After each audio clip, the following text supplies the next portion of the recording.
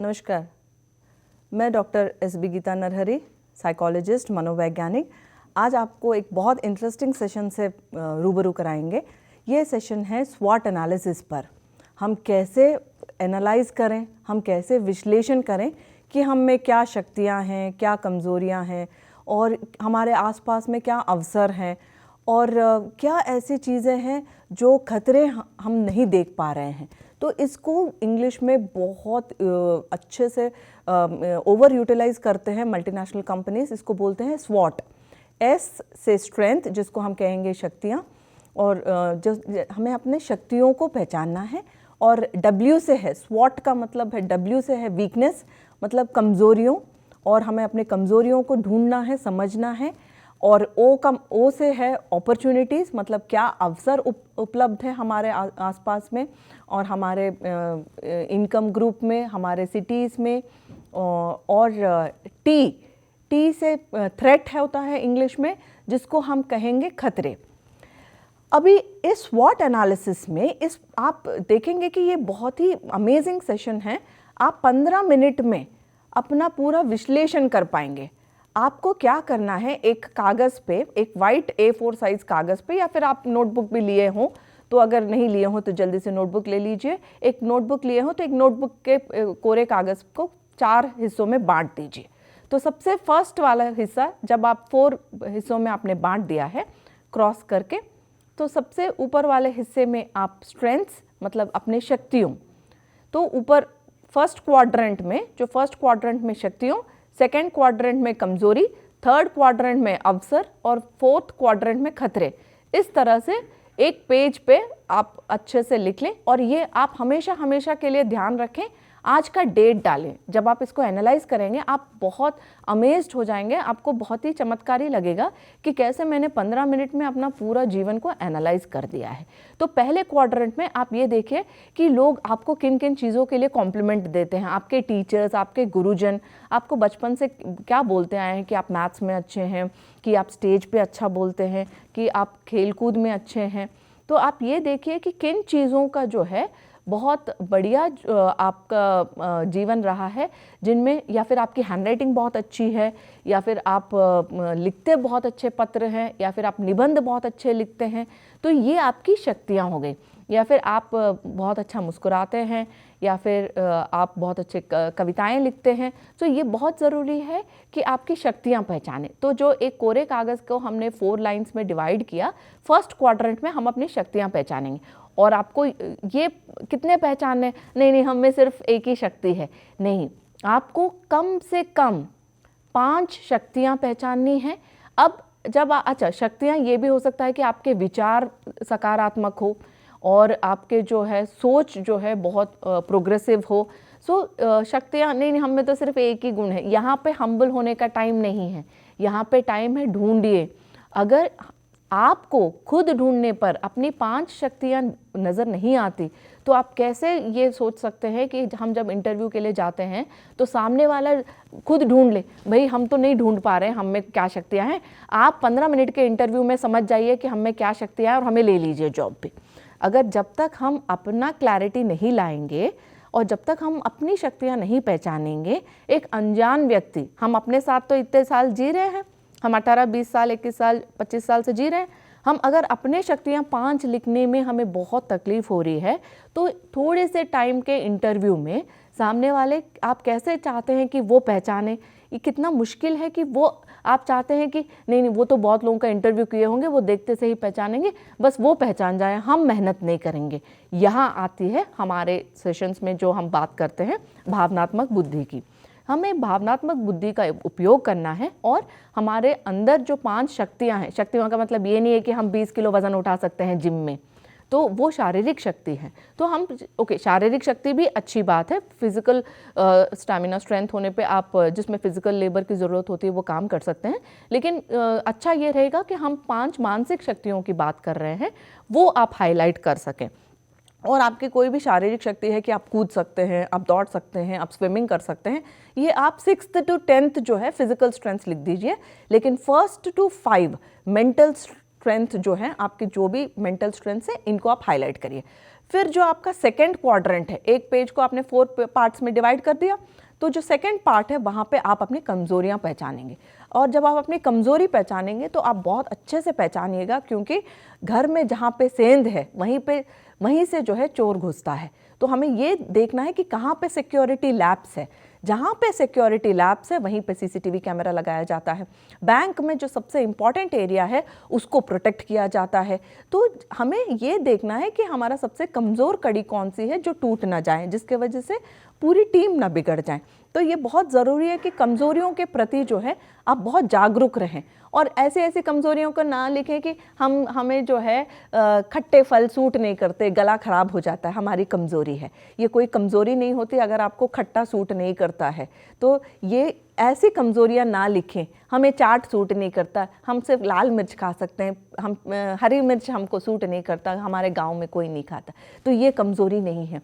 कमज़ोरी का मतलब ये है जिसके वजह से आप आगे नहीं बढ़ पा रहे हैं, जो आपके जो है विकास को, ग्रोथ को रोक रहा है, ये कमज़ोरी है। आप जितना आगे बढ़ना, आपके सपने जितने बड़े हैं, आप जितना उड़ना चाह रहे हैं, कौन सी ऐसी चीज़ है जो आपको उड़ने में रोक रहा है, कौन सी ऐसी चीज़ है जो आपको आगे बढ़ने में रोक रहा है, ये आपकी कमज़ोरियाँ हैं। कमज़ोरी यहाँ पे मानसिक कमज़ोरी है। सो आपको बस में जाने से उल्टी होती है, वो कमज़ोरी नहीं है।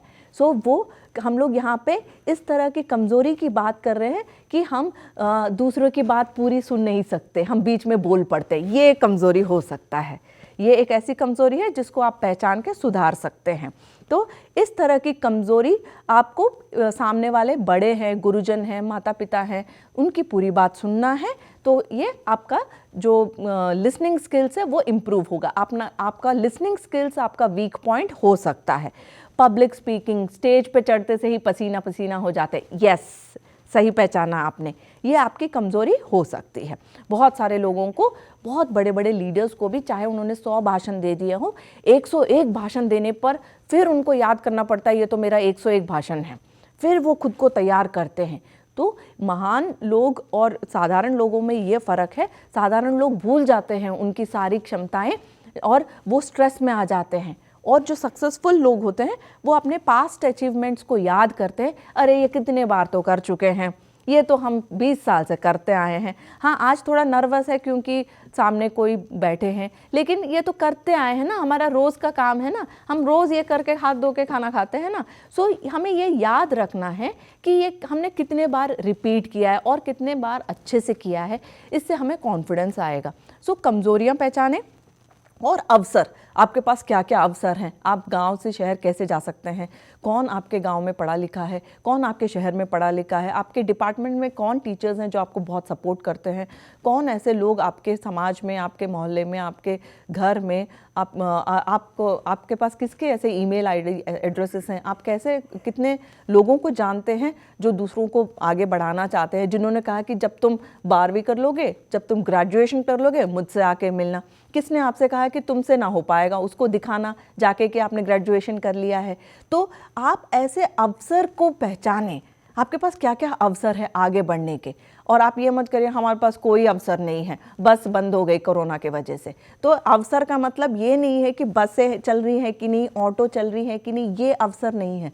अवसर का ये मतलब है कि आपके पास क्या क्या रास्ते हैं आगे बढ़ने के लिए, आपके पास क्या क्या विकल्प हैं। अवसर का मतलब विकल्प।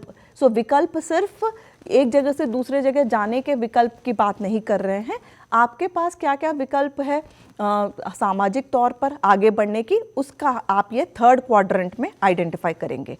जब आप 3rd क्वाड्रेंट में अवसर को पहचान लेंगे तो क्या बचता है, हमने शक्तियाँ पहचान ली, कमज़ोरियों का लिस्ट बना लिया, और अभी हमने अवसर को भी लिस्ट बना लिया। हमें 5 ऐसे अवसर ढूंढना है जिससे हम आगे बढ़ सकें, हमारे सपनों को जो है हम अमल कर सकें। अब इसके बाद बचता है सबसे ज़रूरी, क्या खतरा है। अगर हमें कोई रिस्क, कैलकुलेटेड रिस्क लेना है, ऐसा कोई रिस्क नहीं लेना है आगे बढ़ने में कि जान मान की हानि हो। सो जब ऐसा लगता है कि इस तरह का खतरा है, इतना बड़ा रिस्क नहीं लेना है, पूरा जो है बिना बताए किसी को पूरा दांव पे लगा देना है और फिर घर के सब लोगों को मायूस करना है, या फिर बिना बड़ों को बताए ऐसा कोई काम नहीं करना है। आपको किसी ने बोला कि वो आपका काम कर देंगे, उसके लिए कुछ लगेगा, तो आपको जो है बिना अपने माता पिता बड़ों की राय लिए, बिना अपने आप कोई ऐसा काम नहीं करना है जिससे आप जो है उनके सालों की कमाई उसको जो है खतरे में डाल देंगे। तो आपको ये बहुत ज़रूरी देख के चलना है कि इसमें खतरा कितना है। तो जब भी आपको लगता है कि आपकी दिल की धड़कन बढ़ जाती है, माथे पे पसीना आ जाता है, हाथ पैर थोड़े हिलते हुए लगता है और ऐसा लगता है कि धरती पूरी हिल रही है, मतलब आप खतरे के ऊपर चल रहे हैं, और आप अपने किसी बड़े को या भाई बहन को घर में किसी को बता दें कि ऐसा सुनने में आया है, ऐसा कर सकते हैं कि नहीं, इसमें कितना सही है, मुझे एक फ़ोन आया था, क्या इस पे आगे बढ़ना चाहिए कि नहीं। आप अकेले कोई ऐसे काम ना करें जिससे कि आपका खतरा बढ़े, और जो फाइनेंशियल थ्रेट हो सकता है, फिज़िकल थ्रेट हो सकता है, जान मान की हानि हो सकती है, तो आपको ध्यान से चलना है। और इतना भी फूक के नहीं चलना है कि 10 साल लग जाएं फूकने में, तो इतना ही फूकना है ताकि चल भी सके। तो फूक के चलना का मतलब ये नहीं है कि हम एकदम इतने धीरे धीरे रेंगते हुए जा रहे हैं कि कहीं नहीं पहुंच पाए, बाकी सब ने रेस फिनिश कर दिया। तो देख के दौड़ना है और देख के चलना है, और इसीलिए हमें खतरे पहचानना है कि आज से पहले किसी ने ये रास्ता लिया क्या, आज से पहले अगर किसी ने ये रास्ता लिया उसका फ़ोन नंबर ले, पता करें कि कैसा रहता है, कितना क्या होता है, तो आप पूरी चीज़ को समझ लें। सो जब हम अपना स्वॉट एनालिसिस करते हैं, जब हम इस प्रकल्प से गुजरते हैं, तो हमारे पास बड़े से बड़े विशेषज्ञ जो विश्लेषण करके आपको बताते हैं स्वॉट एनालिसिस, वो आप घर बैठे बैठे इस 15 मिनट में आपने अपना कर लिया होगा। अगर आपको इस 15 मिनट में बहुत सोचने में समय लग गया, क्योंकि हम चाहते हैं कि सब कुछ ज्ञान हम आपको 15 मिनट में दे दें, लेकिन हो सकता है कि आपको सोचने के लिए और समय चाहिए, तो इस पेपर को इनकम्प्लीट ना छोड़ें। और जब हमारा सेशन कंप्लीट हो जाएगा, इसमें बैठ के आप विचार करिए, आज की तारीख डालिए और साल में एक बार ज़रूर ये करिएगा कि इस साल मैंने पिछले साल की कौन सी कमज़ोरी कम की। कमज़ोरी की लिस्ट धीरे धीरे छोटी होनी चाहिए और आपकी जो शक्तियों वाली लिस्ट धीरे धीरे बड़ी होनी चाहिए।